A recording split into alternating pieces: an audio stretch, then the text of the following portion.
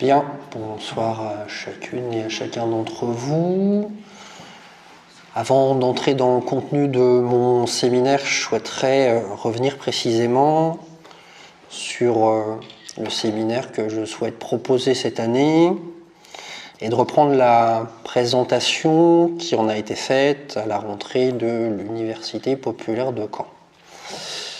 Donc le titre de mon séminaire est la Shoah comme révélateur des contradictions de l'Occident, avec cette explication, cette explicitation suivante.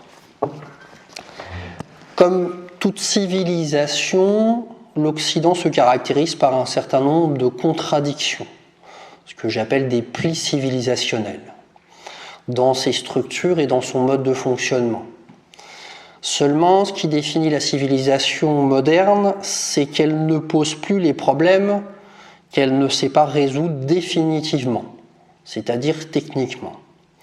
D'où l'abandon d'un certain nombre de questions qui sont des chemins au lieu d'être des problèmes. La question du sens ne se pose plus.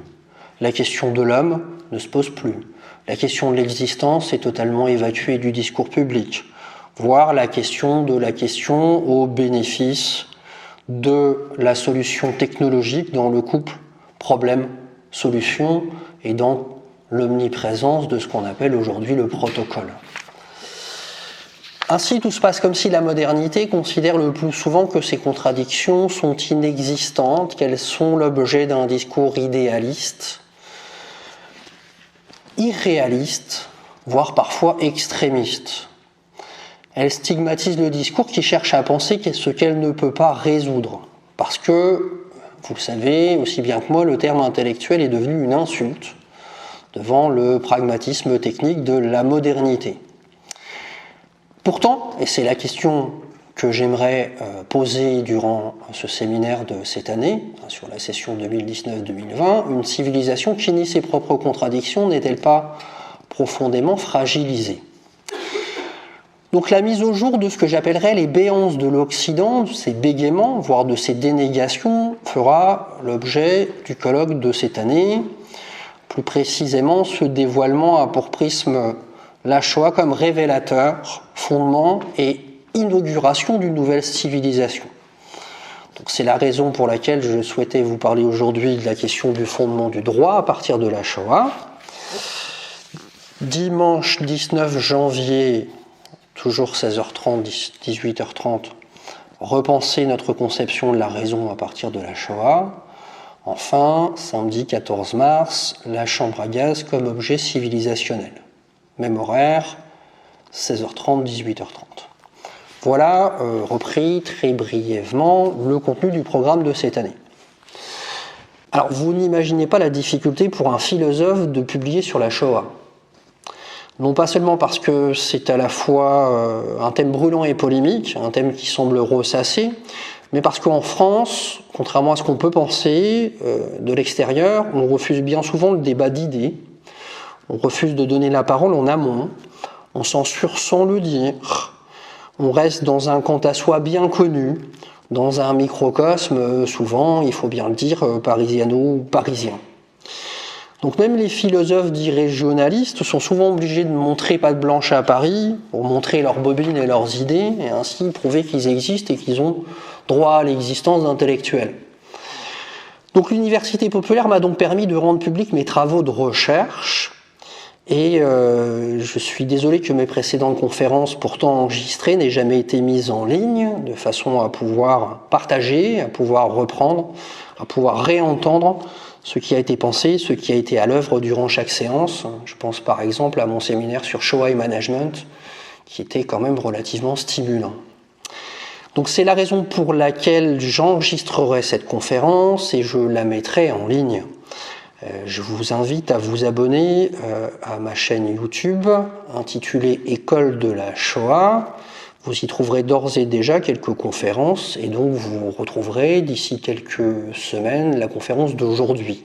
Ça permet de la reprendre, ça permet de la retravailler, de revisiter des passages où je suis allé un peu vite. C'était une demande de mes auditeurs, donc je tenais à le faire sur cette session, en tout cas sur la majeure partie de mes conférences. Donc la première séance de ce colloque est consacrée à penser le droit à partir de la Shoah, comme révélateur de la tension, de la disjonction, de l'opposition entre ce qu'on a appelé dans la tradition le droit naturel et le droit positif. Pour bien concevoir que la destruction des Juifs d'Europe constitue le sommet, le paroxysme, la fine pointe de cette contradiction qui non seulement n'a pas été dépassée, mais qui fait figure aujourd'hui d'archaïsme, tellement le droit effectif, le droit souverain, et même le droit international, est celui posé par chacun, dans son intérêt personnel, dans sa vision du droit, et non dans son principe d'universalité. Si je parle de pli civilisationnel, c'est que cette tension entre ces deux types de droits, l'idée d'un droit universel qui dépasse le droit posé par chaque pays, le droit positif, s'inscrit dans les racines mêmes de l'Occident. On trouve à la fois cette crise, cette tension, sans doute cet avertissement dans Antigone de Sophocle, jusqu'aux crises humanitaires récentes, à commencer par celle qu'on appelle la crise des migrants. C'est la raison pour laquelle je vous propose de traverser ce pli civilisationnel depuis la tragédie grecque, depuis Antigone de Sophocle, jusqu'à aujourd'hui, avec le cheminement suivant. Dans un premier temps, je montrerai que dans la tragédie de Sophocle se trouve cette tension que j'appelle civilisationnelle entre droit naturel et droit positif. Tension qui nous fait perdre notre humanité si elle n'est pas dépassée. Avertissement de la tragédie comme ce qui s'inscrit au cœur de notre condition d'homme, au cœur de notre condition humaine. Ça sera mon premier moment. Dans un second moment, je montrerai que la recherche d'un fondement du droit par les philosophes sera la perpétuation de cette crise par d'autres moyens, des moyens non plus qui relèvent du tragique, mais des moyens rationnels, philosophiques, et non plus inscrits dans le fil de notre condition. Le débat entre deux grands philosophes sur la question, Léo Strauss, partisan du droit naturel, et Hans Kelsen, au XXe siècle, semble pour le moins symptomatique de ce que je nommerais le dialogue de sourds entre la théorie du droit naturel et le positivisme juridique. Cette impossibilité apparente de dépasser la contradiction entre droit naturel, c'est-à-dire droit universel, droit rationnel, et droit positif, droit posé par chaque État, loi de l'État souverain, nous conduira à nous interroger sur le sens réel de la Déclaration universelle des droits de l'homme et du citoyen. Si ces droits s'avèrent aussi fondamentaux qu'inefficaces, au même moment où ils sont proclamés, alors visent-ils en vérité autre chose que ce qu'ils disent en réalité? Les réflexions de Karl Marx puis d'Hannah Arendt nous mettront sur la voie de réponses possibles. Ce sera mon troisième axe, mon troisième point d'appui. Dans un quatrième temps, il sera opportun de montrer comment la destruction des Juifs d'Europe, la Shoah, apparaît comme le symptôme d'une même maladie, avec deux ajouts considérables. Premier ajout, l'idée que l'on n'aurait jamais cru l'homme capable de faire cela à l'homme. Le fait qu'il faille construire juridiquement le concept d'humanité pour rendre possible l'idée défendue par Hersch, Lauterpacht et Raphaël Lepkin, c'est-à-dire celle de crime contre l'humanité et celle de génocide. Ce quatrième moment nous conduira dans un parallélisme troublant entre ces citoyens qu'on va déposséder de leurs droits pendant la Seconde Guerre mondiale et ceux qui fuient leur pays en guerre et ne peuvent bénéficier d'aucun droit d'asile. La leçon du XXe et du XXIe siècle est claire.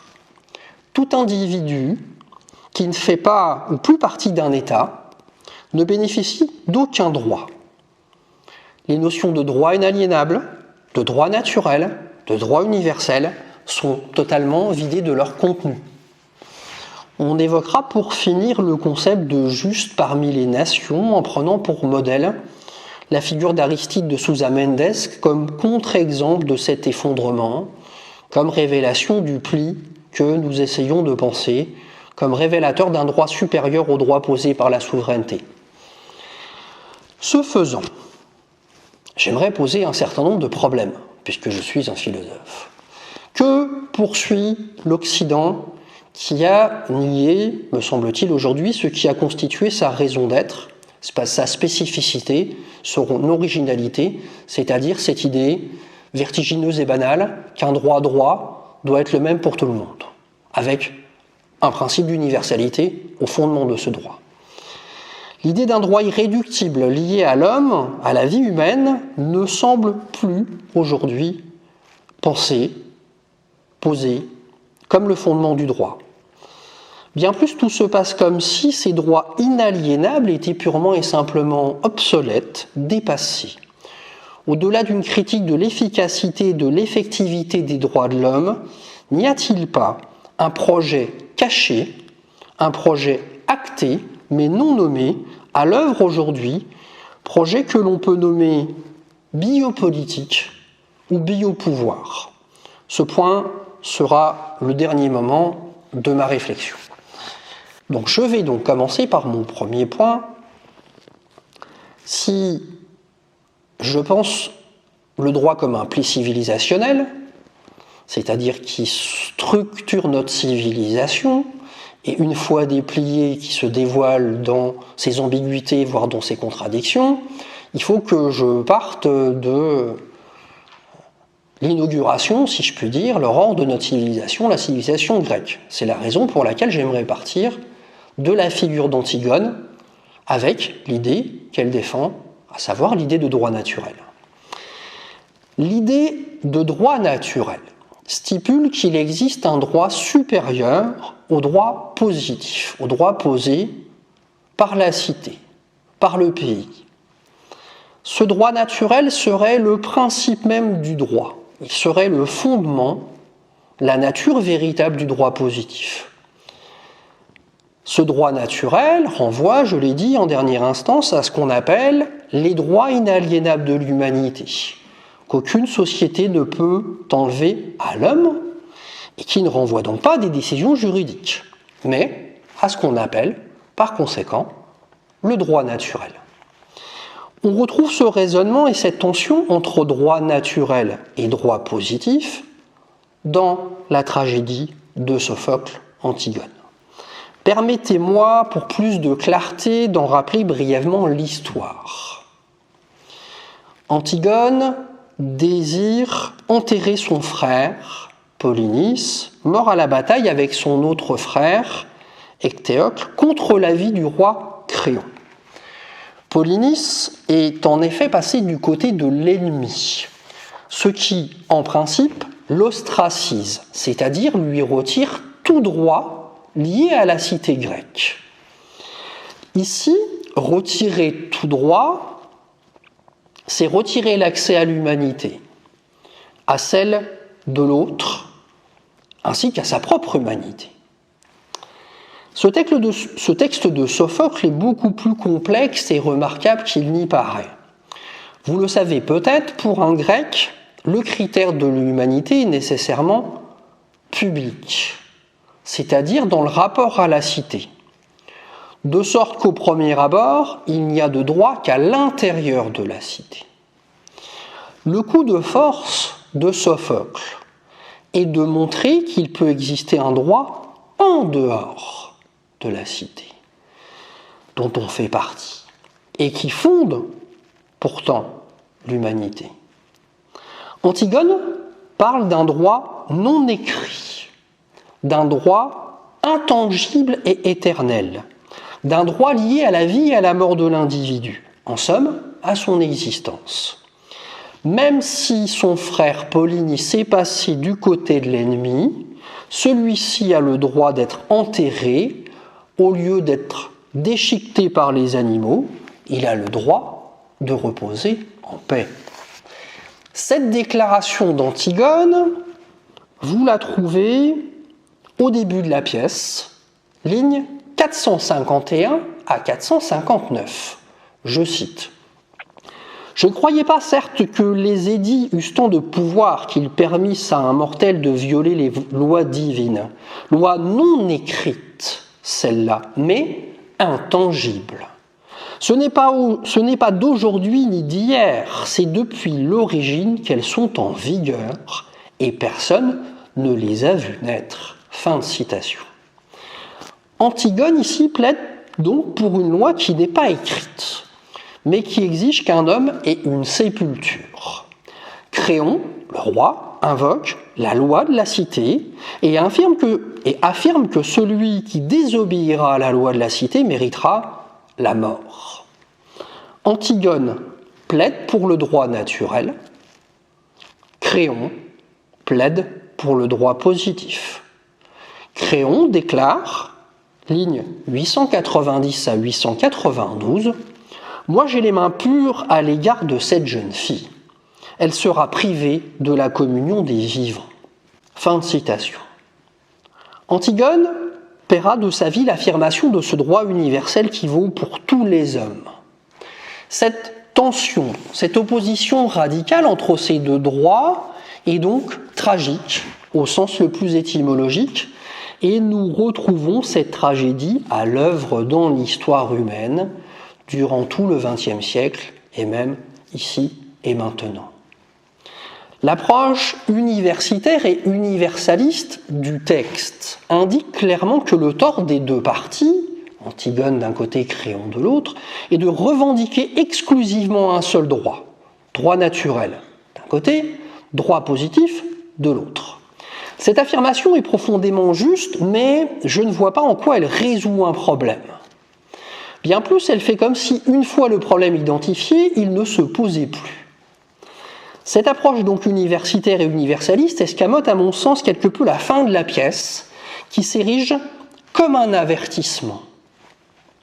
Créon reconnaît ses torts, mais trop tard. Il n'écoute pas les avertissements de son fils d'abord et des sages ensuite. Il perd son fils amoureux d'Ismène, la sœur d'Antigone, et Antigone sera emmurée vivante. La leçon du texte est la suivante. C'est le monde humain qui s'effondre si l'homme ne respecte pas le droit naturel. Je répète cette leçon parce qu'elle est essentielle. C'est le monde humain qui s'effondre si l'homme ne respecte pas le droit naturel. Telle est la grande leçon d'Antigone de Sophocle. Le passage de l'idée de nature comme ordre, cosmos, harmonie, à l'idée moderne de nature, qui va apparaître progressivement au XVIIe et au XVIIIe siècle comme règle, déterminisme universel, loi universelle de la causalité, va rendre de plus en plus équivoque et confuse cette idée, cette exigence de droit naturel. En philosophie politique, ce qu'on appelle le contractualisme, c'est-à-dire l'idée selon laquelle l'État est le résultat d'un contrat entre les hommes, lequel donne des droits élémentaires à l'individu, à commencer par le droit de continuer à vivre, le droit d'autoconservation, apparaît comme la négation, comme le refus même de l'idée du droit naturel. Plus précisément, cet état naturel qu'on appelle en philosophie politique l'état de nature va être perçu comme un renversement, comme l'antithèse, comme l'antipode du droit naturel. C'est-à-dire non pas comme ordre et harmonie, comme le pensait Antigone, mais comme guerre de tous contre tous, une expression qu'on aime bien employer souvent, parce que c'est une formule facile. Guerre de tous contre tous, où l'homme est un loup pour l'homme, selon la formule bien connue. Donc on passe de l'idée d'un droit naturel comme ordre et harmonie, à l'idée d'un droit naturel comme absence d'ordre et absence d'harmonie, et voire menace de la violence. Les choses sont complètement inversées. La définition du droit naturel chez Hobbes, par exemple, apparaît comme le renversement de ce que nous avons appelé le droit naturel, puisque Hobbes définit dans le De Cive et dans le Léviathan le droit naturel, je cite, comme la tendance humaine à faire main basse sur toute chose, c'est-à-dire comme puissance pure. Ce faisant, la pensée philosophique est bien consciente de l'impasse à rejeter tout fondement du droit. Mais partons du principe que la raison est le moteur de l'histoire et qu'elle est le seul élément à partir duquel les hommes peuvent s'entendre, elle présuppose ce qu'il s'agit de réaliser dans les faits et qui semble pour le moins très problématique. La crise, l'écart le plus aigu entre le droit naturel et le droit positif se retrouve dans le débat philosophique entre deux grands philosophes, de grandes figures de la pensée politique, à savoir Leo Strauss et Hans Kelsen. Ce débat demande à être repris très brièvement ici, ce qui sera mon second point d'appui, mon second point de réflexion. Donc, deuxième moment, la crise du droit naturel et le positivisme, le débat entre Hans Kelsen et Leo Strauss. En 1934, Hans Kelsen publie un ouvrage intitulé « Théorie pure du droit » qui le rapproche des positivismes juridiques. Qui sont les positivistes juridiques ? Ce sont les gens qui considèrent que la valeur du droit se retrouve essentiellement dans le droit posé par chaque pays, c'est-à-dire dans le droit positif. Positivisme juridique. L'argumentation de Hans Kelsen, qui opère une dislocation du droit naturel, repose sur les questions suivantes, que je vais reprendre et que je vais résumer brièvement. Que suppose l'idée d'un droit naturel ? Pourquoi ce droit est-il moins évident qu'un autre ? Pourquoi, en dernière instance, le droit naturel ne peut être le fondement du droit ? Voilà les trois grandes questions pensées et posées par Hans Kelsen. Je commence par la première. Que suppose l'idée d'un droit naturel ? L'idée d'un droit naturel, nous dit Kelsen, suppose une loi naturelle qui me dise comment agir. Ce qui rentre en contradiction avec la conception moderne de la nature. On l'a dit, on y a fait référence avec Thomas Hobbes tout à l'heure. Donc, ce droit naturel me conduit à poser une conception de la nature qui n'est pas scientifique, qu'on pourrait nommer finaliste ou téléologique, où on pense à un sens qui inaugure l'idée de nature. Cette idée antique de la nature, comme ordre, comme cosmos, qu'Antigone a défendu, est pour le moins problématique, nous dit Kelsen, c'est le premier problème, c'est la première difficulté, c'est la première impasse logique. Dans la mesure où, juridiquement, le fait ne peut jamais fonder le droit, l'idée de droit naturel, enchaîne Kelsen, confirme l'idée d'une norme naturelle, à savoir, je cite, « on doit obéir au commandement de la nature ». Phrase célèbre. Pour maîtriser la nature, commence donc par lui obéir, c'est un vieil adage de la pensée philosophique du Moyen-Âge. Cette norme, précise Kelsen, n'est pas spécialement évidente, elle n'est pas facile à comprendre lorsqu'on l'examine du point de vue de la science juridique. Pourquoi ? Toute norme, nous dit Kelsen, apparaît comme non évidente parce qu'on l'impose. Mais la norme naturelle est encore plus énigmatique, encore moins évidente. Pourquoi ? On l'a dit finalement tout à l'heure avec la référence à Thomas Hobbes, la nature pour la science est un système d'éléments régis par la légalité causale, c'est-à-dire repose sur des lois et repose sur le déterminisme universel. On parle de déterminisme universel de la nature qui fait que la nature peut s'expliquer non pas à partir de l'idée de Dieu mais à partir d'elle-même, au sens où chaque effet est susceptible d'être expliqué par une cause. Donc la nature n'est plus une norme, mais repose sur des lois que les scientifiques appellent la loi naturelle de la causalité. Donc scientifiquement, la nature ne renvoie plus à l'idée de norme. Pourquoi ? Parce que la norme suppose la volonté, nous dit Kelsen. Et donc l'idée de norme naturelle fait référence à une volonté liée à la nature, et à ce moment-là, comme le fait Antigone, on est obligé de poser une volonté divine. On est obligé de poser la volonté de Dieu. Or, Conclut Kelsen, cette idée est une thèse métaphysique, elle transcende l'ordre de l'expérience possible, elle n'est pas prouvable, on ne peut pas faire de la science du droit une science qui est basée sur un fondement qui est improuvable. Ça n'aurait absolument aucun sens. Donc, il faut rejeter l'idée de droit naturel. Il faut rejeter l'avertissement d'Antigone de Sophocle. À l'idée confuse de droit naturel, Hans Kelsen nous propose une idée rationnelle du droit.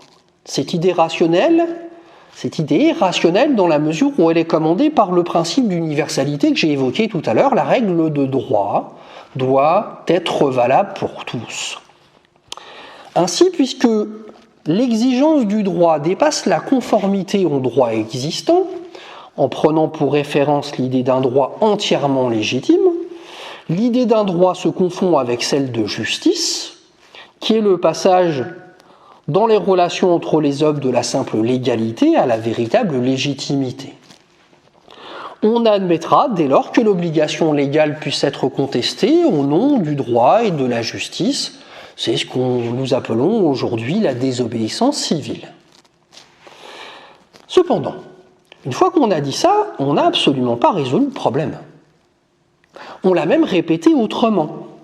On a répété le même problème, à commencer par l'écart entre le droit positif et la norme du droit. Norme qui ne peut pas être posée, nous dit Hans Kelsen. Norme qu'il va nommer métanorme, on remplace un mot par un autre, et qui semble être un principe régulateur du droit positif, c'est-à-dire qu'il faut poser cette idée pour que le droit fonctionne, alors que cette idée devrait en être un principe constitutif, en amont et pas en aval. Si vous préférez, cette métanorme est une condition de possibilité du droit au lieu d'en être un fondement du droit. Tout se passe comme si la question du droit marchait à l'envers. C'est pour ça que des gens se noient dans la mer Méditerranée et que globalement le pouvoir des médias, c'est de finir par nous dire que nous ne sommes pas responsables. C'est pas notre faute. C'est pas notre problème. On va être envahi. Grand remplacement. Invasion, on en reparlera bien évidemment. Tout ça, ça fait bien partie de l'enjeu d'une pensée du droit et d'une pensée du droit naturel. Donc, je reprends, tout se passe comme si la question du droit marchait à l'envers, ce qui sera confirmé avec la plus grande barbarie par les années qui vont suivre la publication de Kelsen. Je vous rappelle la date de la publication de Kelsen, 1934. Années qui montreront comment on peut déposséder quelqu'un de son humanité par le droit, lui enlever son droit inaliénable pour finir par le massacrer par balle ou industriellement dans les chambres à mourir, chambres à gaz des camps d'extermination. Raoul Hilberg montre dans son ouvrage majeur La destruction des Juifs d'Europe que ce qu'on appelle aujourd'hui communément la Shoah se condense, se comprend, se déploie à partir de plusieurs moments structurels qui sont des moments purement juridiques. Premier moment, définition de l'être juif. Deuxième moment, expropriation de l'être juif. Troisième moment, exploitation de l'être juif. Quatrième moment, anéantissement de l'être juif. Cinquième moment, confiscation de l'être juif. Fin de citation. À l'antipode du droit naturel, le nazisme va construire juridiquement l'objet qu'il s'agit de détruire, à savoir l'être juif. Nous y reviendrons. Cette mise à l'envers de la question du droit, dont les génocides du XXe siècle en sont l'exemple criant, conduira Léo Strauss, donc l'adversaire d'Hans Kelsen, à une reprise de la question en 1953 et à l'affirmation du droit naturel comme fondement du droit dans un ouvrage qui s'intitule « Droit naturel et histoire ». Ouvrage dont je vous conseille la lecture. Je sais qu'il y a de très grands philosophes qui vous disent que le droit naturel n'existe pas, mais il faut quand même s'efforcer de lire les philosophes. Pour Lévi-Strauss, le droit positif n'est pas le fondement du droit, puisqu'il est en contradiction avec le principe de son universalité. Le fondement du droit n'est pas non plus l'idée d'un droit idéal. Ce qu'on reproche souvent, ce que les juristes reprochent souvent aux partisans du droit naturel, c'est qu'ils disent « oui, mais c'est un droit qui ne peut pas exister. C'est un droit idéal. » C'est un droit idéal, le droit est de l'ordre du réel, vous pensez à un droit idéal, vous êtes dans le possible, mais finalement, les deux doivent coexister ensemble. Force est de constater que les deux ne coexistent pas ensemble, on essaiera de le montrer. Or, c'est précisément cette identification entre droit positif et droit idéal qui est opérée par les partisans du positivisme juridique, qui considèrent que le droit n'existe que dans la loi. Dura lex sed lex, disait déjà le vieil adage romain. Le droit naturel ne peut pas exister et il constitue comme tel un droit idéal. Ça, c'est l'argumentaire des positivistes juridiques. C'est l'argumentaire des juristes qui considèrent qu'il n'y a de droit que par la loi. Ce faisant, l'idéal du droit ne peut être le fondement du droit. Pourquoi ? On en a parlé tout à l'heure brièvement, l'idéal est en aval, un but, un horizon, le fondement est en amont, un principe, une base de savoir. L'argumentation de Lévi-Strauss est ici à la fois très fine et très éclairante.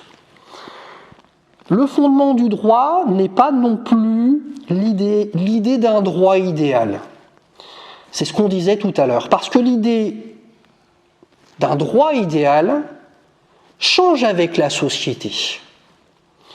L'idée du droit de la société se rapporte au droit positif et l'idéal du droit se rapporte également au droit de la société. En ce sens, un idéal en vaudrait un autre. Disons les choses clairement. L'idéal du droit d'une société démocratique n'est pas du tout le même idéal du droit d'une société qui préconiserait la charia. On voit bien en quel sens l'idéal du droit n'équivaut pas au droit naturel. On voit bien en quel sens l'idéal du droit est intimement rattaché au droit positif. De plus, insiste Lévi-Strauss, le caractère changeant de cet idéal est en contradiction avec le caractère permanent d'un fondement du droit. Dernier point, et non le moindre, ce qui prouve encore, nous dit Lévi-Strauss, que cet idéal n'est pas le fondement du droit, c'est que nous jugeons cet idéal par rapport à une valeur qui le dépasse. La valeur du droit naturel dépasse définitivement, irréductiblement, intemporellement l'idéal de toute société. Cette valeur qui juge l'idéal des sociétés, c'est précisément ce qu'on appelle l'idée de droit naturel.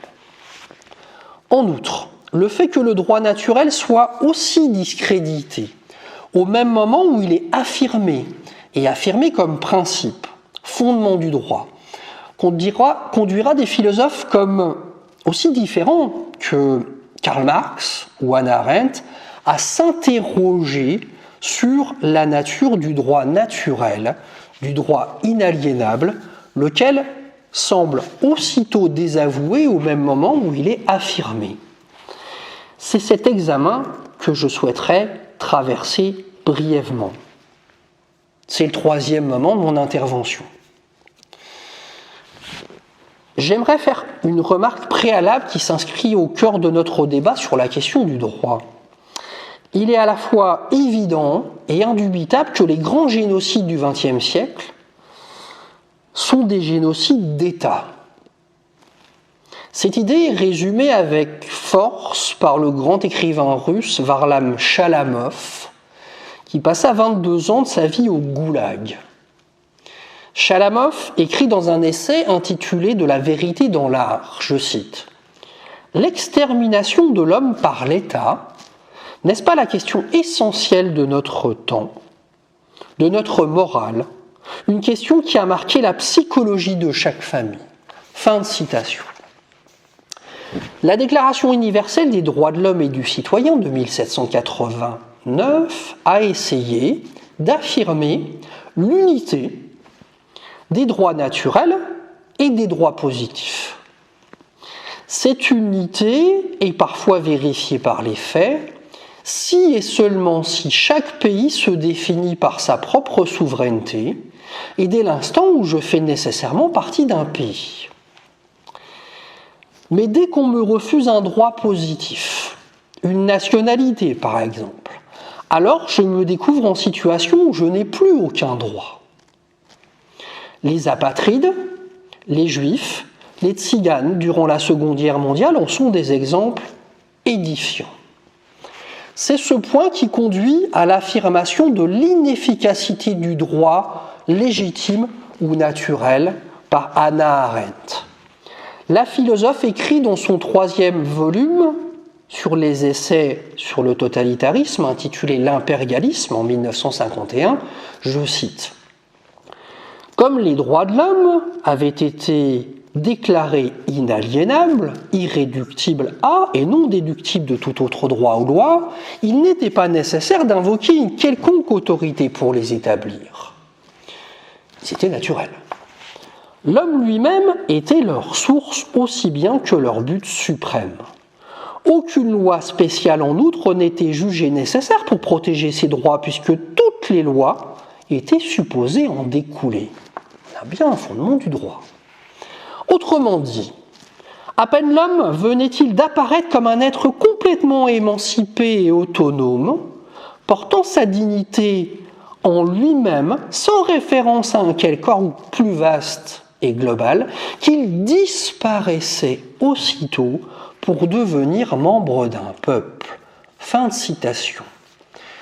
Plus résolument encore, Karl Marx, dans un ouvrage datant de 1844, intitulé « La question juive », renvoyait l'affirmation des droits universels de l'homme, liés à la déclaration de 1789, à des intérêts cachés, qui ne disaient pas leur nom, c'est-à-dire à ce qu'il nomme une idéologie.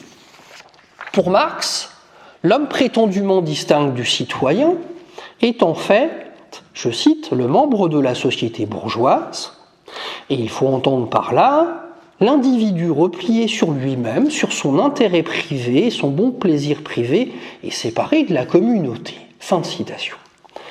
Les droits de l'homme relèveraient, selon lui, d'une conception individualiste de la société, dont le droit se fait l'expression en reconnaissant à chacun le droit de propriété. Ce dernier donnerait en dernière instance pour Marx le sens des droits de l'homme, dont la fonction réelle serait, en vérité, la justification de la propriété privée. L'analyse de Marx s'appuie sur l'article 2 de la déclaration de 1789. Les droits de l'homme ne seraient rien d'autre que l'expression juridique la plus générale d'une économie libérale constituée autour de la propriété privée. Ils sont donc dépourvus de toute réalité en dehors des droits du citoyen dans une démocratie représentative et surtout en dehors d'une société libérale au sens économique du terme. Par là, Marx conteste radicalement la prétention universelle, transcendante des droits de l'homme. Si l'on peut émettre quelques réserves sur la rhétorique et le cheminement analytique à l'œuvre ici, il est indubitable que les faits ont depuis donné raison aux conclusions de Marx. La destruction des Juifs d'Europe et les constructions juridiques du concept de crime contre l'humanité et de génocide seront à la fois le constat de cette absence d'efficience des droits prétendument universels de l'homme et sa tentative de dépassement, sa volonté de retrouver quelque chose de l'affirmation d'Antigone que nous avons mis en exergue au début de cette conférence.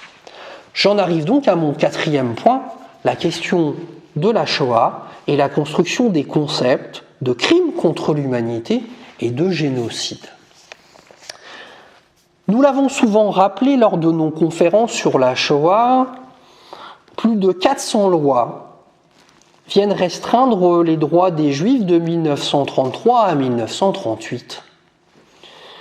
Comme l'a magistralement montré Raoul Hilberg, la Shoah se condense à partir de moments juridiques qu'on a évoqués tout à l'heure, je les rappelle. Ils sont intimement liés, logiquement liés, définition, expropriation, exploitation, anéantissement, confiscation. Ce sont des moments rationnels. Ce renversement de la légitimité en légalité que j'ai défini dans mon travail philosophique comme un renversement de la raison et qui relève de ce que j'appelle l'essence de la technique, renvoie à la tension, à la disjonction de la pensée occidentale que j'ai essayé de vous faire comprendre depuis le début de mon intervention entre le droit naturel d'un côté et le droit positif de l'autre. Il fallut précisément que Raphaël Lepkin pose l'idée de génocide, reprise le 11 décembre 1946, pour disjoindre, pour séparer crimes de guerre et crimes contre l'humanité. Les concepts de génocide et de crimes contre l'humanité achoppent sur la même difficulté, à savoir que le droit international avoue son incompétence pour fonder en raison l'humanité comme concept.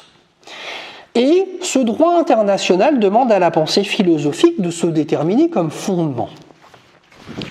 Dans la conclusion de son essai intitulé « Philosophie du droit international », Agnès Leibovitz écrit « Le crime contre l'humanité en tant qu'expression juridique ne débouche pas sur la compréhension de l'humanité dans son unité. Ça ne marche pas. L'humanité ne peut faire partie d'aucun programme politique ou juridique d'un corps constitué, car elle constitue bien l'un, et en tant qu'un, elle est irreprésentable, indivisible, elle est de l'ordre du sans limite de l'infini. Tiens donc, de l'infini. On retrouve presque invoqué ici l'idée de Dieu qui ne dit pas son nom. Or, le droit ne statue que sur le fini. Il fait en sorte que les individus aient leurs représentants, les États et les organisations aussi. Il ne peut rendre présentable que ce qui est multiple, discontinu, discret, qui accepte son dédoublement, son remplacement, dans un espace et un temps déterminés pour des actions bien définies. Fin de citation. Seule solution ici, fonder le droit international non sur les nations, mais sur les individus. Ce passage dialectique est clairement expliqué par Leibovitz. Je cite de nouveau, je suis à la page 354 de son ouvrage. Au moment où un État, à travers sa politique, son gouvernement, ses associations et ses différents agents et fonctionnaires exercent criminellement sa souveraineté, le droit réalise ce tour de force de faire porter la faute sur les individus, et de faire de l'individu victime un sujet de droit international pouvant accuser la politique génocidaire de cet État. Il s'agit donc d'un progrès du droit, car le crime trouve sa formule et le rapport individu-État est modifié. Si le droit international avait décidé de faire de l'humanité le sujet du droit, le crime contre l'humanité signifierait que c'est l'humanité qui se porte atteinte à elle-même en chaque individu. C'est cela qui ne peut se dire. Car si le droit réussit à ce que l'État soit jugé partie de sa propre cause, en déparant l'État responsable des citoyens coupables, il ne peut faire de l'humanité à la fois le bourreau et la victime. Fin de citation. Ici, le problème formel est résolu. Et les idées de crime contre l'humanité et de génocide introduites dans la science du droit. Il subsiste néanmoins l'aporie pratique d'une absence de tribunal international, non reconnu de manière universelle, et qui perdure encore aujourd'hui. Vous savez pertinemment que le droit international n'est pas reconnu par un certain nombre de nations, et pas des moindres. Comme pour le procès Eichmann de 1961 à Jérusalem, c'est au tribunal de chaque pays de statuer sur le crime contre l'humanité, solution contradictoire avec l'idée d'une loi ou d'un destin commun à l'humanité tout entière. Même si les choses commencent à changer petit à petit. sur ce point, laborieusement. Il faut ajouter à cela, qu'à l'intérieur même des procès, la notion de crime contre l'humanité est souvent mal appliquée, mal comprise, dissolue, voire totalement désintégrée dans un sentimentalisme pas toujours de bonne aloi. En France, dans les années 80, on retrouvera cette dissolution de l'idée juridique de génocide ou philosophique de crime contre l'humanité lors du fameux procès Barbie, Klaus Barbie de 1987 en France. À l'audience du 29 juin 1987, Pierre Truche, désigné pour soutenir l'accusation au procès Barbie, fait une place particulière à la déportation des 44 pensionnaires de la colonie juive d'Isieux en déclaration. Je cite. Il dit, devant l'Assemblée, « Le plus horrible dans l'horreur, c'est le génocide des enfants. » Je cite. Le plus horrible dans l'horreur, c'est le génocide des enfants. Alain Finkielkraut, dans La mémoire vaine, ironisera volontiers contre cette affirmation. Car le génocide, c'est la tentative de destruction d'un peuple et jamais les nazis n'ont entrepris d'annihiler le peuple puéril, écrit Finkielkraut, page 82 de La mémoire vaine. Comme il ajoute ensuite, la dilution sentimentale du crime contre l'humanité dans l'inhumain rend possible les amalgames, et on aime beaucoup les amalgames aujourd'hui, et la mémoire vaine. La précision formelle et sémantique de la définition du génocide par l'article 6 du statut de Rome du 17 juillet 1998 dégage deux critères du génocide. Premier critère, l'intention de détruire. Et deuxième critère, le caractère systématique de l'extermination. Cette avancée a le mérite de s'extraire des équivocités et des confusions précédentes. Pour autant, elle recouvre la spécificité des génocides.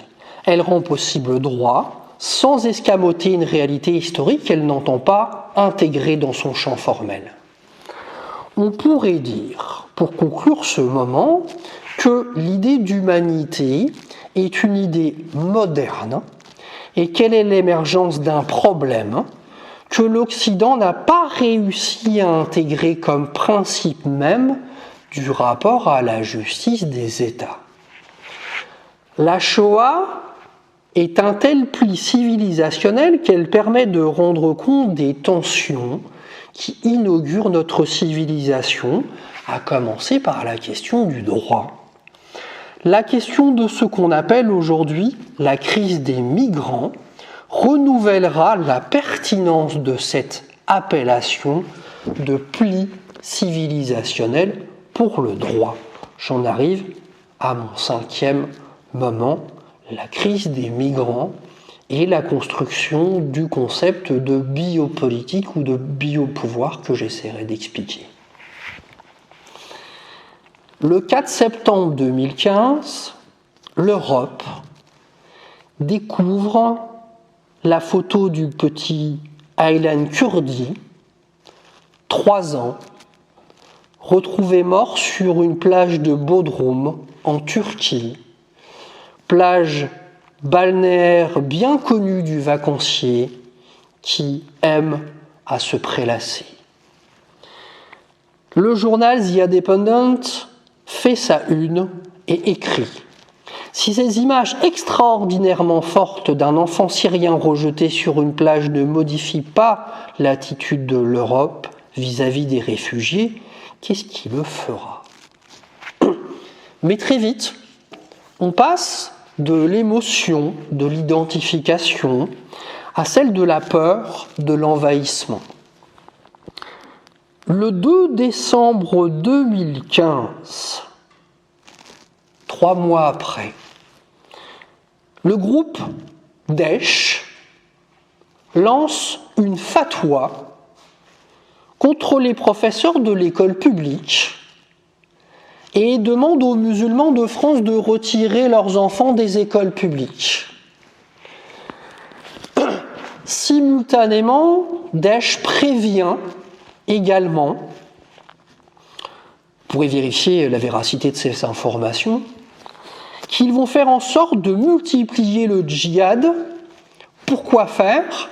Pour faire éclater les États-nations du Moyen-Orient et montrer à l'Occident que ces fameux droits de l'homme, ces fameux droits universels que l'Occident érige comme principe, ne vaudront pas en cas d'immigration de masse. Bien plus, la politique de Daesh revendique le fait de transformer l'Europe en pays musulman, de faire de l'islam la première religion d'Europe. Tout se passe comme si le mouvement terroriste avait conscience des limites de la question du droit en Occident et se servait de ces limites pour optimiser sa propagande. Ici, pour Daesh, le terrorisme est la continuation de la politique par d'autres moyens. Comme l'écrit Jean-Claude Milner dans son essai intitulé « Pour une politique des êtres parlants », je cite, magnifique déclaration, je vous laisserai juge. En politique, la demande de survie n'est pas seulement légitime, mais elle est, en dernier ressort, la seule légitime. La politique ne consiste pas à se demander pour qui ou pourquoi on doit mourir, mais pour qui ou pourquoi on doit vivre. Je répète parce que c'est quand même assez intéressant. La politique ne consiste pas à se demander pour qui ou pourquoi on doit mourir, mais pour qui ou pourquoi on doit vivre. Fin de citation, je suis à la page 53 de l'essai intitulé « Pour une politique des êtres parlants ». Ce faisant, Milner identifie parfaitement à la fois la dimension axiologique de la politique, c'est-à-dire liée à la détermination des valeurs, comme l'avait vu très tôt Aristote, mais il met également l'accent, après Michel Foucault et Georges Agamben, sur ce qu'il s'agit d'appeler aujourd'hui le biopolitique, discours omniprésent. Le discours biopolitique, c'est ce discours politique sur la question de la vie, de la mort, la question des corps au sens large, de la sexualité, de la procréation, de la reproduction, de l'euthanasie, de la GPA, de la PMA, et la question de ce que l'on rejette ou accepte comme faisant partie de la vie. Donc vous voyez un discours omniprésent. Ma dernière hypothèse de travail que je vous livre est que la question du droit, comme pli de l'Occident, renvoie à la question du biopolitique, telle qu'elle a été pensée par Michel Foucault à partir de 1974, et telle qu'on peut la retrouver aujourd'hui chez un philosophe comme Giorgio Agamben, dans son œuvre majeure, en plusieurs volumes, intitulée Homo Sacer. H-O-M-O, espace S-A-C-E-R. Homo Sacer est le titre général d'une longue enquête de Giorgio Agamben, commencée par l'auteur en 1997, avec le pouvoir souverain et la vie nue, et qui ne s'est achevé qu'en 2015 avec l'usage des corps. Le concept d'homo sacer renvoie à une notion latine qui faisait de certains individus réprouvés des sacrifiés, des individus totalement privés de droits, des individus à qui on pouvait tout faire. Dans le pouvoir souverain et la vie nue, Agamben transpose cette idée à l'époque contemporaine, où certains humains sont privés de droits. L'homo sacer des temps modernes, c'est l'interné en camp de concentration, objet de l'arbitraire et de ce que Giorgio Agamben nommera l'état d'exception. dans un chapitre fameux, Agamben fait du camp le paradigme de la modernité, je cite, et on retrace l'apparition depuis les premiers camps d'internement à la fin du XIXe siècle. Depuis la publication de ce passage, très polémique en 1998, les camps n'ont fait que se multiplier sur la planète. Je vous renvoie entre autres sur la question à l'article du 9 novembre 2014 d'Eric Eichimann dans le Nouvel Observateur. Agamben écrit page 117 de l'édition française de Homo Sacer. Contrairement à ce que la modernité est habituée à se représenter comme espace de la politique en termes de droits du citoyen, droit positif, de libre volonté et de contrat social, seule la vie nue est authentiquement politique du point de vue de la souveraineté. Fin de citation. C'est également dans ce volume inaugural que Giorgio Agamben attire l'attention de la pensée contemporaine sur la notion que j'ai évoquée tout à l'heure, sans l'expliquer, la notion de droit d'exception. Qu'est-ce qu'elle signifie ? L'état d'exception est défini par Agamben, je cite, comme la zone où la loi et la vie deviennent indiscernables. La zone où la loi et la vie deviennent indiscernables. Du Patriot Act à l'état d'urgence, la suite des événements aura montré que la pensée d'Agamben était tout à fait pénétrante sur cette question. De ce point de vue, la destruction des Juifs d'Europe est un modèle, un paradigme flagrant du biopolitique moderne, et Agamben écrit, je cite, « Le juif sous le nazisme est le référent négatif privilégié de la nouvelle souveraineté politique, et comme tel, un cas flagrant d'homo sacer, au sens où il représente la vie qu'on peut ôter impunément sans la sacrifier.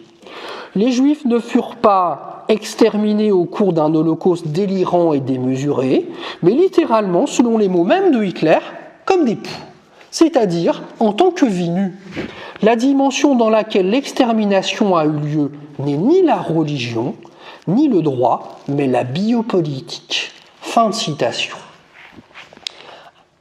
À la fin de son ouvrage, intitulé « La volonté de savoir », Michel Foucault résume par une formule exemplaire le processus sur lequel la vie devient l'enjeu de la politique d'un point de vue moderne. Il écrit, je cite, « L'homme pendant des millénaires est resté ce qu'il était pour Aristote, un animal vivant et de plus capable d'une existence politique.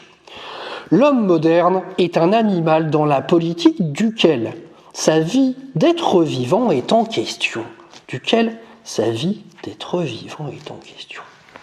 Alors, ce qui peut paraître étonnant, alors elle peut vous paraître excessive, cette pensée d'Agamben, parce qu'elle est terrifiante. Mais je remercie de tous mes voeux l'Éducation nationale cette semaine de m'avoir donné une illustration parfaite de ce que Giorgio Agamben appelle le biopolitique. Cette semaine, dans un certain nombre de journaux, est paru le nombre de professeurs suicidés depuis quelques années.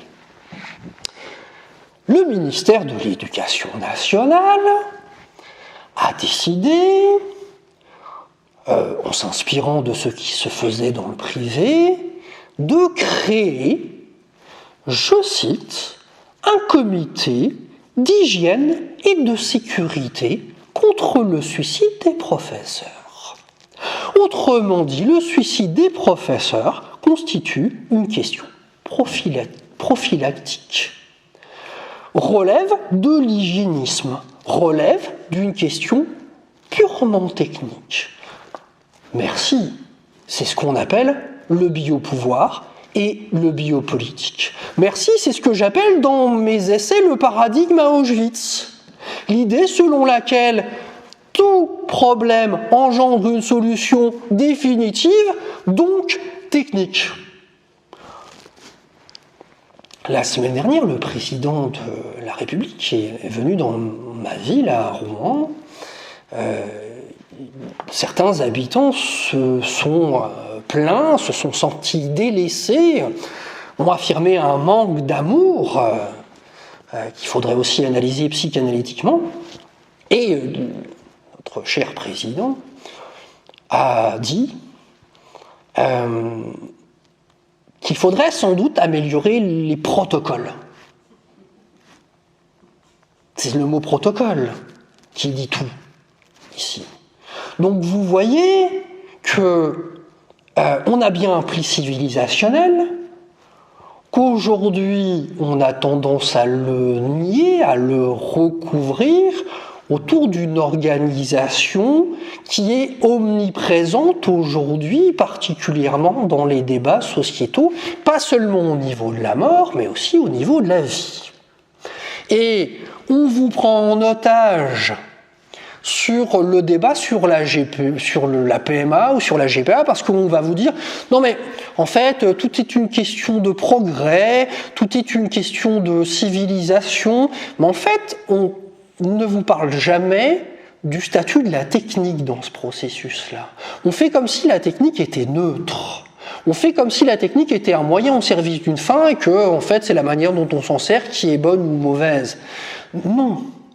Aujourd'hui, la technique a opéré un renversement qui met tout à son service, y compris l'homme, et on est dans quelque chose qui relève d'un totalitarisme technique, parce que le postulat aujourd'hui qui est à l'œuvre dans toutes ces pratiques, c'est l'idée selon laquelle un problème ne comporte plus une réponse, intellectuelle est devenue une insulte, mais une solution, et donc une solution définitive. Et il n'y a pas de solution définitive si cette solution n'est pas d'ordre technique.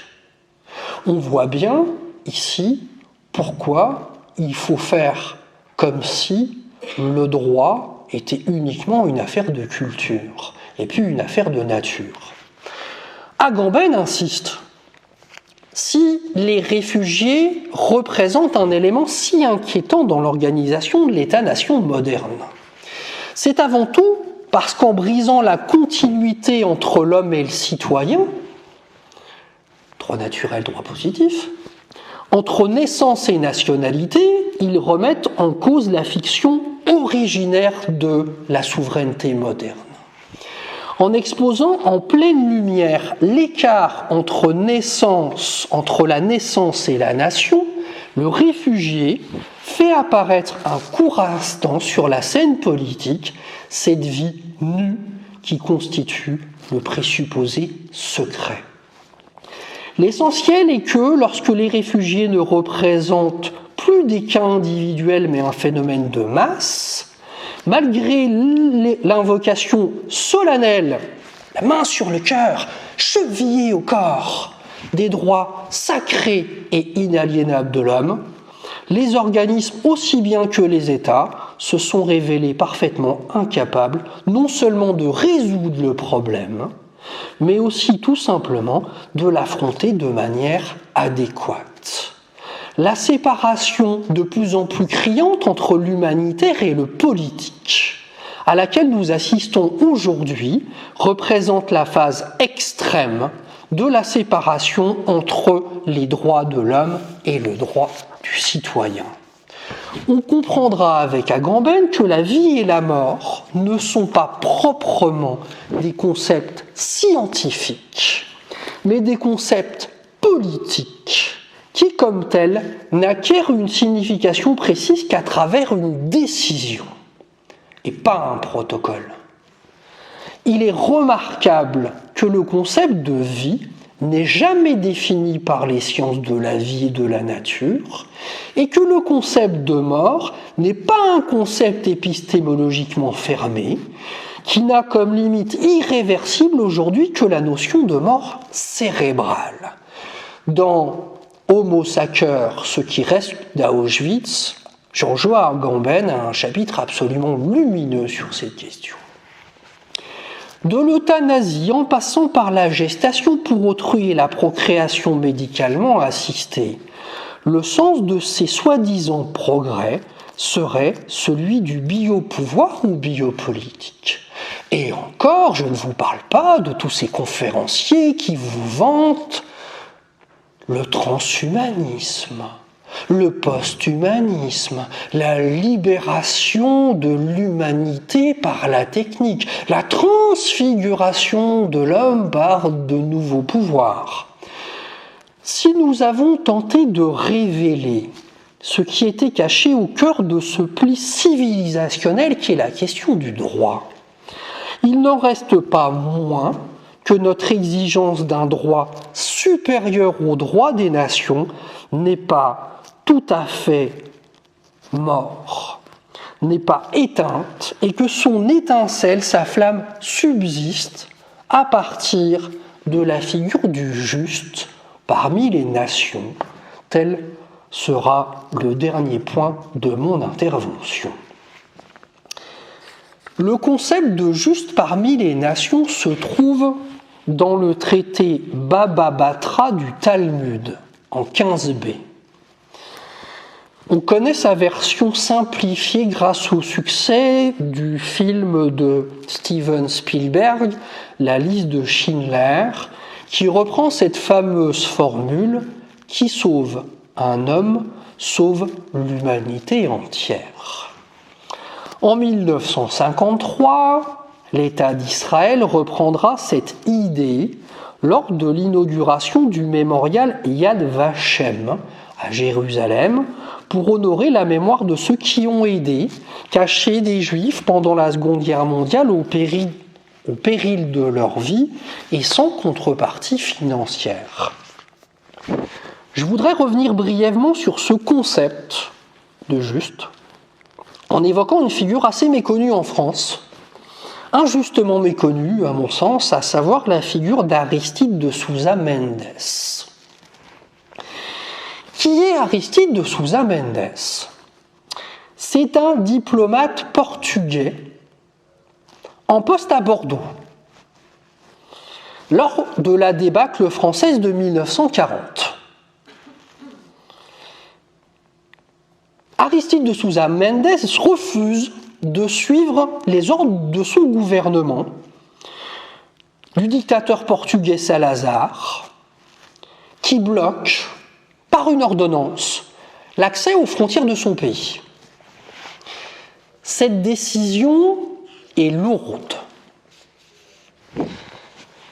Et certains récits racontent que le diplomate se serait isolé pendant 48 heures dans sa chambre avant de prendre une telle décision. Cette décision est initiée par la rencontre avec le rabbin Kruger. Le rabbin Jacob Kruger, sauvé par l'ambassadeur portugais, lui dit des mots simples. Il y a beaucoup de Juifs à sauver, ils sont promis à la mort. Après des heures intenses de batailles intérieures, Aristide de Sousa Mendes décide de sauver tous les gens qu'il peut sauver. Tous, sans exception, sans sélection. Contre tous, contre tout, y compris contre les membres de sa famille nombreuse, une femme, voire deux, et 14 enfants. Aristide de Sousa Mendes sauvera 30 000 personnes, dont plus de 10 000 juifs. Parce qu'il est un grand homme, un homme au-dessus de son époque, et Dieu sait que c'est difficile d'être un homme au-dessus de son époque, l'antithèse d'un fonctionnaire obéissant, d'un Eichmann de papier, d'un assassin de bureau, pour reprendre la formule de Serge Klarsfeld, sa carrière sera foutue, bousillée. Beaucoup de ses enfants seront obligés de s'exiler aux États-Unis pour aller travailler. L'ambassadeur terminera sa vie dans la misère, à chacun son dû, comme le dit l'entrée du camp de concentration de Buchenwald. Dans son essai, parfois un peu laborieux, sur Aristide de Sousa Mendes, Éric Le Breton termine son ouvrage par une comparaison éclairante, édifiante, dérangeante, entre le fonctionnaire obéissant, Maurice Papon, revendiquant la loi culturelle, que certains philosophes vantent encore aujourd'hui, et celle indescriptible, puisqu'elle n'est pas écrite, d'Aristote de Sousa Mendes. Je cite ce passage que je trouve très beau. Aristide était l'antithèse parfaite de Maurice Papon. Dans la même ville, deux fonctionnaires de rang comparable avaient reçu des ordres. L'un les avait appliqués en voyant des hommes, des femmes et des enfants en déportation promis à une mort certaine. L'autre avait refusé d'obéir. Il avait refusé d'obéir. Il avait signé aussi, mais sa signature sauvait sa vie. Sauvait la vie. Le mauvais avait été promu. Il fut préfet de la République, député, puis ministre et décoré de la Légion d'honneur. Le bon avait eu sa carrière brisée, était mort dans la misère. Une pleine page du Monde vient rappeler, à travers l'exemple, que le pire n'est jamais sûr et que même dans les périodes les plus troubles de l'histoire, un fonctionnaire pouvait rester humain. Fin de citation. Il faudrait que tous les fonctionnaires de l'État, à commencer par ceux de l'Éducation nationale, lisent et entendent ces lignes. Je vous laisse découvrir par vous-même cette figure du juste qui est Aristide de Sousa Mendes. Mais j'aimerais bien évidemment le mettre en relation avec l'ensemble de la mobilisation des autres diplomates qui ont sauvé des vies. On connaît de plus en plus la figure de Raoul Wallenberg, diplomate suédois, qui sauvera également des milliers de vies à Budapest, contre Adolf Eichmann, et qui finira dans un goulag russe. L'universalité de la valeur de la vie ou la vie. À chacun son dû. Redonnons la parole à Éric Le Breton. Avec le sauvetage d'Aristide, ce sont 180 000 personnes qui doivent leur vie à la mobilisation d'une poignée de diplomates. 180 000 personnes. C'est beaucoup et c'est peu à la fois. Si l'on accepte les diplomates qui ont agi en collaboration avec Lutz et Wallenberg, qui sont deux justes de Budapest, je précise brièvement, car Lutz a fourni les papiers qui ont permis le sauvetage de 62 000 juifs. Donc c'est la plus vaste opération de la Seconde Guerre mondiale, la plus vaste opération de sauvetage, de la Seconde Guerre mondiale. Tous les autres ont mal fini. Leur carrière fut brisée, ou ils furent poussés à la démission. Les diplomates sont des fonctionnaires, et aucun pays n'accepte que ces fonctionnaires fassent preuve d'indépendance et d'humanité. Au contraire, celui qui se montre zélé et qui organise méticuleusement les convois peut se voir promu. Ce fut le cas en France de Maurice Papon qui finira ministre d'une République peu rancunière. Sur ces lignes, je vous remercie.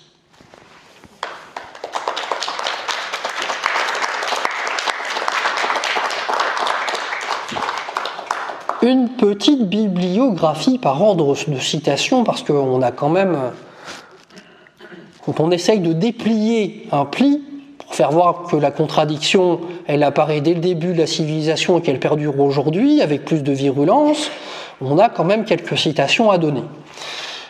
Et donc quelques références à rappeler. Donc par ordre de citation. Antigone de Sophocle. Hans Kelsen, théorie pure du droit. Thomas Hobbes, du citoyen, de cive en latin.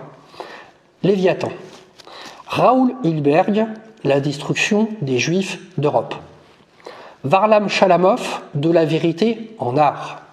Léo Strauss, droit naturel et histoire. Hannah Arendt, les essais sur le totalitarisme, volume 3, l'impérialisme. Karl Marx, la question juive. Agnès Leibovitz, philosophie du droit international.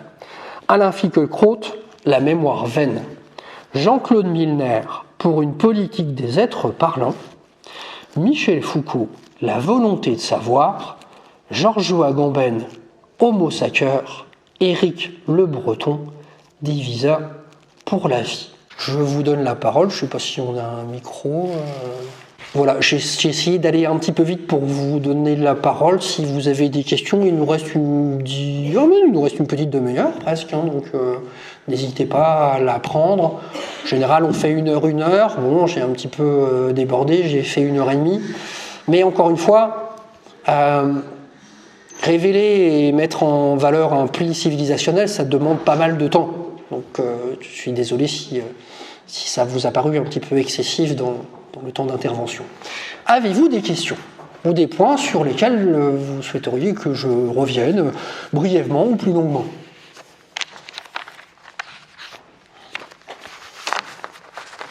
Sinon, je vais reprendre la parole un petit peu. Gilles. Moi, j'ai une question d'ordre très pratique. Tu as donné une longue bibliographie, là. Est-ce qu'il y a moyen de l'avoir autrement? Est-ce qu'il y a moyen d'avoir cette bibliographie d'une façon ou d'une autre? J'ai compris qu'il y avait pas de site internet pour le moment, mais... Alors, comme j'ai créé une chaîne YouTube, on va monter la conférence, qu'on va mettre systématiquement les ouvrages, qu'on va mettre les chapitres, qu'on va mettre la structure, qu'on va mettre le plan. Vous allez tout retrouver sur la chaîne qui s'appelle École de la Shoah. Vous allez retrouver une de mes conférences qui s'appelle L'humanité effondrée, que j'ai donnée dans un lycée à Saint-Tropez, tant qu'à faire, c'est agréable.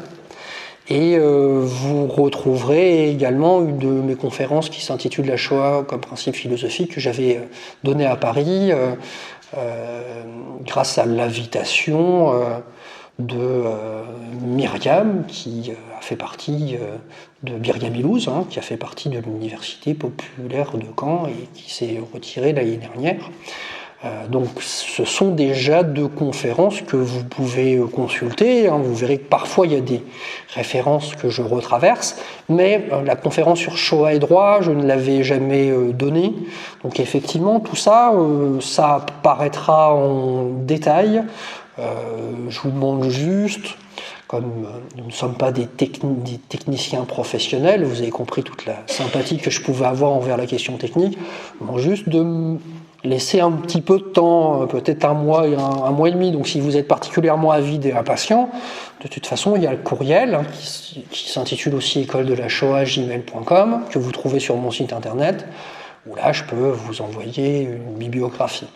Mais ce qui est intéressant effectivement, sachant que je vais vite, et que j'ai conscience d'aller vite, j'ai conscience d'aller parfois un peu trop vite, moi ce qui m'intéresse c'est de vous ouvrir des portes. Ensuite vous prenez ce chemin-là, vous l'approfondissez ou pas, mais je n'ai pas du tout, bien évidemment, une exigence d'exhaustivité. Là, ce qui m'intéressait, c'était de vous expliquer pourquoi la question du droit constituait un pli, pourquoi c'était un pli qui relevait de la civilisation occidentale, pourquoi on n'en a pas fini, pourquoi on est toujours dans le même problème, et pourquoi ce problème devient de plus en plus virulent, puisque finalement, la seule valeur du droit international, c'est dès l'instant où il est reconnu par la souveraineté de chaque pays. Donc sa valeur est quasi nulle. En tout cas, il n'y a pas d'indépendance du droit international, même s'il y a un progrès qui est fait en XXe siècle dans la construction juridique des concepts de génocide et de crimes contre l'humanité, même si depuis le tribunal de Nuremberg, il y a le tribunal de La Haye, et qu'il y a eu quand même un certain nombre de dictateurs qui sont arrivés à la barre, tant que le droit international ne sera pas indépendant du droit souverain, le droit international sera une quasi-contradiction dans les termes. Et il ne faut pas croire, des philosophes comme Martin Buber dans les années 60 ou de Karl Jaspers, quand Eichmann s'est fait attraper en Amérique du Sud, sont des gens qui ont écrit très tôt qu'ils étaient pour Eichmann soit jugé d'une manière internationale dans le cadre du tribunal international. Donc cette idée-là, elle n'est pas neuve. Elle est susceptible d'avoir un certain nombre d'arguments légitimes en sa faveur. Je voudrais ajouter une dernière chose, je ne sais pas si je le ferai. L'Université populaire de Caen redémarre, donc C'est un petit peu difficile du point de vue de la communication, donc n'hésitez pas à en parler autour de vous. Il y a beaucoup de conférenciers qui ont envie d'échanger avec vous, qui sont de qualité, qui sont là depuis plusieurs années, qui ont fait leurs preuves. Gilles est là ici présent, c'est celui qui a quand même initié l'atelier philosophique pour enfants en France. Si vous avez vu le Cercle des petits philosophes qui est sorti il y a quelques mois au cinéma, on pourrait dire que Gilles est le précurseur de cette pratique. Donc, on a besoin de vous, on a besoin de votre relais, on a besoin de votre communication pour pouvoir continuer à exister. Et j'aimerais beaucoup inviter un médecin, psychiatre de Strasbourg qui s'occupe des sans-papiers, qui s'appelle Georges-Joran Federman, qui commence à être un petit peu connu puisqu'on a fait un film sur lui qui s'intitule Comme elle vient, qui est sorti l'année dernière. Le réalisateur de ce film, c'est Swen Depeau. Et j'aime Georges Federman parce qu'il a un discours à l'antipode de tout ce que vous pouvez entendre. Ça ne veut pas dire qu'il a raison, mais ça veut dire au moins qu'il vous fait penser. Ça veut dire qu'il vous donne à penser. Et lui, fondamentalement, dans cette tension entre le droit naturel et le droit positif, dans cette idée que un corps, comme dirait Milner, un individu a des droits même s'il ne fait plus partie d'un pays, même si son pays est en guerre, même s'il est apatride, même s'il arrive sans papier en France. Et Georges Federman a consacré sa vie aux sans-papiers à Strasbourg, avec une vraie tragédie dans sa vie, puisque son épouse a été assassinée un soir dans son cabinet il y a de longues années, et ça l'a renforcé dans son engagement. Vous retrouverez le résumé de cet engagement dans le film Comme elle vient, et j'aimerais beaucoup l'inviter. Le seul souci, c'est que j'aimerais qu'on soit peut-être un peu plus nombreux, parce qu'il est strasbourgeois, et que quand Strasbourg, c'est pas la porte à côté, et se pose aussi un problème de finances, puisque j'aimerais au minimum lui rembourser le transport, et là je peux vous dire que ça ne va pas nécessairement de soi, puisque nous sommes en reconstruction, y compris du point de vue budgétaire. Donc voilà, ça c'est une belle idée, c'est un beau projet, mais je ne sais pas si on pourra le mettre en œuvre. En tout cas, je vous lance la balle, la patate chaude, si je puis dire, et j'aimerais beaucoup faire venir ici Georges-Joran Federman. Je pense que nous gagnerions tous en humanité de le faire venir ici. Est-ce que vous avez des questions ? Je suis désolé, je suis trop bavard. Et puis on va être obligé... Non, c'est 18h30, donc pas de panique, il reste du temps. Excusez-moi, je passerai le point après, pendant que je l'ai. Tu as évoqué la notion de camp, la notion de génocide, comme étant daté, fin du 19e, début du 20e. Quelle est ton analyse du fait que ces pratiques-là, je ne sais pas comment les appeler, il y a eu une émergence de ces phénomènes-là, à ce moment-là, historiquement, philosophiquement, est-ce qu'il y a des causes? Pourquoi est-ce que ça apparaît à ce moment-là? Pourquoi est-ce que ça apparaît dans plusieurs endroits? On pense à l'Arménie, on pense effectivement à la Shoah, donc c'est des choses qui sont distantes de très peu de temps, au niveau de l'échelle de l'histoire, une trentaine d'années. Qu'est-ce qui fait que ça émerge à ce moment-là et pas à un autre moment? Ça émerge à ce moment-là parce que la question du biopolitique émerge dans les sciences de la nature, avec une partie des gens qui se réclament de Darwin, qui se réclament du darwinisme social, une partie des penseurs américains, eugénistes, racistes, qui développent au nom de la science un certain nombre de théories racialistes. Et donc, on a une idéologie sous couvert de la science et sous critères de qualité scientifique qui s'installe, qui se développe en Europe et qui rend possible, justifié, légitime, la question de la vie et de la mort posée contre des individus ou contre un groupe d'individus. Je vous renvoie à mon site internet, je ne vais pas vous dire de bêtises, je ne vais pas citer de nom, mais dans les années 20, je crois, autour des années 1920, il y a deux biologistes allemands qui publient une thèse de biologie où ils introduisent le concept de personnes qui sont indignes de vivre. 1919-1920. Ce concept-là de personnes qui seraient indignes de vivre sera repris à la lettre par le nazisme avec l'opération T4 et avec l'euthanasie des handicapés qui est l'antichambre ensuite des camps d'extermination. Ça, c'est le premier exemple, la première illustration. La deuxième illustration, c'est que globalement, à la même époque, un tout petit peu plus tard, se construit, s'édifie du point de vue des sciences politiques la notion de propagande. C'est-à-dire que la question de la propagande, elle est très simple, c'est comment manipuler les masses, comment obtenir votre consentement. Bien avant Noam Chomsky, il y a un philosophe américain qui publie un ouvrage qui s'appelle, le philosophe s'appelle Edward Bernays, qui publie un ouvrage qui s'appelle Comment manipuler la population en démocratie. Je ne suis pas sûr du titre, mais c'est très très proche. Cet ouvrage intéressera un certain nombre de politiques, particulièrement Joseph Goebbels, par exemple, qui s'en inspirera considérablement à partir d'un certain nombre d'idées qui sont aujourd'hui des principes communicationnels. Je prends un exemple. Edward Bernays dit, si vous voulez faire intérioriser une vérité à quelqu'un, surtout ne lui expliquez pas. Il ne faut pas lui donner à penser. Il faut la répéter, sans l'expliquer. Si vous la répétez sans l'expliquer, elle va s'intérioriser et, comme avec les petits-enfants autour de la publicité, la phrase va faire son chemin. Cette dimension-là, on la retrouve dans la notion de propagande telle qu'elle est édifiée par Goebbels. Goebbels essaye de défendre l'idée suivante. Dès l'instant où vous voulez convaincre de l'antisémitisme, par exemple, plutôt que de faire une démonstration, vous répétez et répétez sans expliquer, parce que si vous l'expliquez, vous allez faire réfléchir. Par contre, si vous répétez, ça va devenir une idée toute faite. Donc un stéréotype.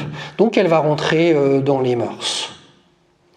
Et je ne sais pas, vous pouvez prendre un certain nombre d'idées, vous les reprenez il y a 15 ans et vous les reprenez aujourd'hui, et vous allez voir comment le conditionnement est susceptible d'être à l'œuvre aujourd'hui. Est-ce que vous avez d'autres questions ?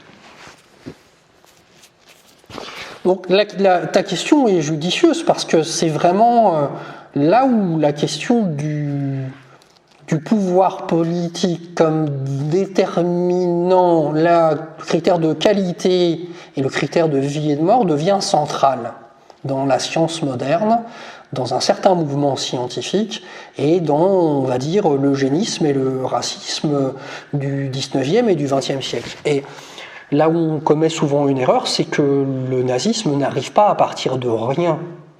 Il y a un vrai terreau et les idées défendues par le nazisme ne se terminent pas avec le nazisme. Il y a un problème. Les structures de raisonnement discursives qui apparaissent avec le nazisme ne s'arrêtent pas après la mort d'Hitler et après l'opération de dénazification des Alliés en Allemagne ou ailleurs. Est-ce que vous avez d'autres questions ? Alors si vous n'avez pas de questions, je vous remercie beaucoup d'être venus. J'espère que nous serons plus nombreux la prochaine fois. Et n'hésitez pas à jeter un coup d'œil sur mes ouvrages et sur les prospectus de l'Université populaire de Caen qui sont à la sortie, puisque de part et d'autre, vous ne les retrouverez nulle part ailleurs ou de plus en plus difficilement. Merci à vous. Bonne soirée, bon week-end.